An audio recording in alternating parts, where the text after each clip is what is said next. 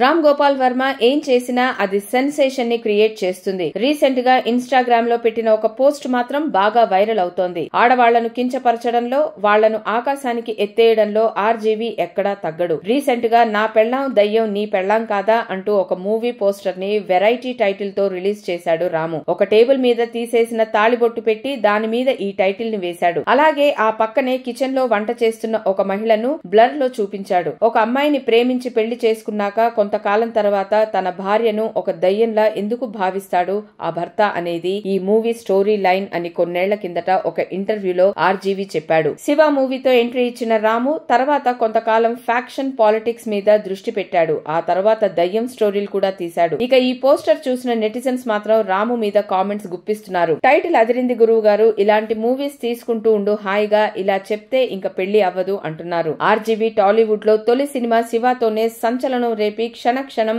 గోవిందా గోవింద, రాత్రి, దయ్యం, రంగీలా, సత్య, సర్కార్ లాంటి సినిమాలతో దేశం మెచ్చే డైరెక్టర్ అయ్యాడు. రక్త చరిత్ర తర్వాత ఆర్జీవి తీసిన ఒక్క సినిమా కూడా ప్రేక్షకులను మెప్పించలేకపోయింది. ఈ మధ్య వ్యూహం మూవీతో వచ్చాడు. ఇది కూడా బాక్సాఫీస్ దగ్గర బోల్తా కొట్టింది. ప్రస్తుతం శారీ అనే మూవీని ఆడియన్స్ ముందుకు తీసుకొస్తున్నాడు. ఇప్పుడు ఇది మరి రామ్ గోపాల్ వర్మ రాబోయే మూవీస్ ఆడియన్స్ ని ఎలా అట్రాక్ట్ చేస్తాయో చూడాలి.